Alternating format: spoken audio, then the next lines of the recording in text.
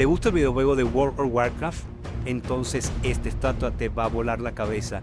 Miren lo que es esta belleza. Es una estatua oficial de Blizzard para conmemorar su aniversario número 10.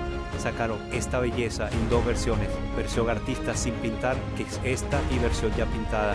En esta ocasión vamos a hacer el pintado de esta hermosura de estatua. Está en formato 1:4, totalmente hecha en resina y bastante pesada, 100% sólida. Así que si tú eres un fanático de este videojuego, esto te va a encantar. El video del pintado lo vamos a subir a YouTube y espero les guste. Así que bueno, sin más que agregar, te dejo para que disfrutes de esta majestuosa y esta hermosa figura. Saludos.